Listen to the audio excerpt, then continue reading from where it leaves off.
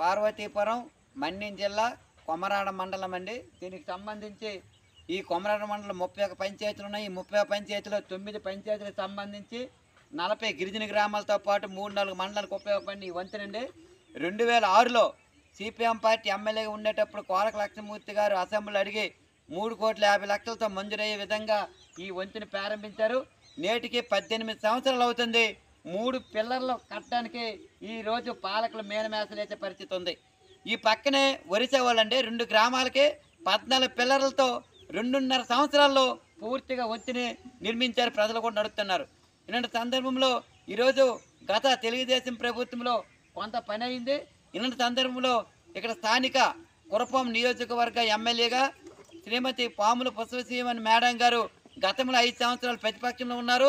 ఇప్పుడు అధికారంలో 5 సంవత్సరాలు ఉన్నారు. సుమారు 10 సంవత్సరాల కాలంలో ఈమె పరిపాలన ఉన్నారు.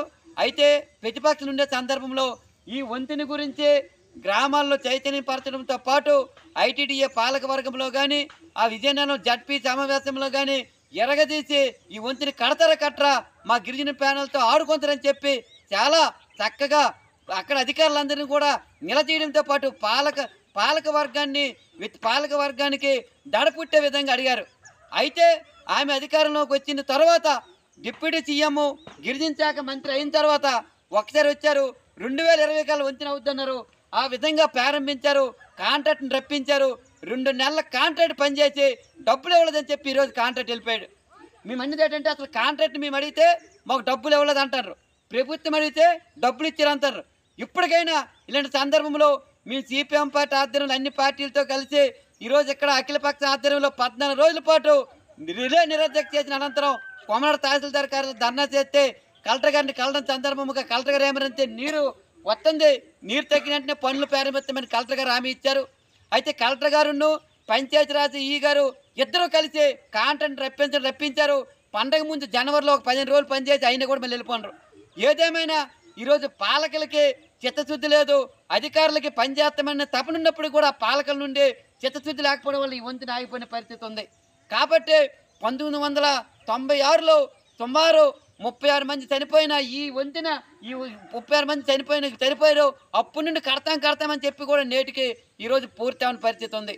కాబట్టి ఇలాంటి సందర్భంలో నూతనంగా ఈరోజు జూను 4వ తారీఖు దాటిన తర్వాత కొత్త ప్రభుత్వం వస్తుంది.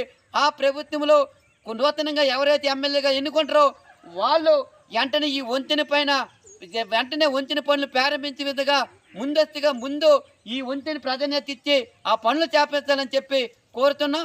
ఇలాంటి సందర్భంలో ఈ ఏరియా ఈ 9 పంచాయతీల గిరిజనులకు భరోసా కల్పించాలి, ఈ పెండింగ్ పనులు ప్రారంభించాలని కోరుతున్నాం.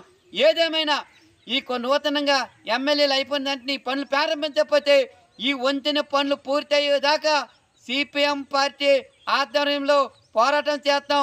అప్పటికి ఈ పనులు పూర్తి అవ్వకపోతే ఆమర నిరాధ్యక్ష చేసైనా ఈ వంతెన పనులు సాధించుకుంటామని చెప్పి అటు నూతనంగా వచ్చిన పాలకులకు కానీ అధికారులకు కానీ తెలియజేస్తున్నాం. కాబట్టి ఈరోజు కాంట్రాక్ట్ నిర్లక్ష్యమా పాలకుల నిర్లక్ష్యమా తెలియని పరిస్థితిలో ఈరోజు ఈ ప్రజలందరూ కూడా చాలా ఇబ్బంది పడే పరిస్థితి ఉంది. కాబట్టి వెంటనే ఈ వంతెన పనులు పెండింగ్ పనులు జరిగే విధంగా అటు కొత్తగా వచ్చిన పాలకులు అధికారులు వెంటనే వీటిపై పనులు చేపట్టాలి. లేని ఏడల ఆమర నిరాధ్యక్ష చేస్తామని చెప్పి ఈ సందర్భంగా తెలియజేస్తున్నాం.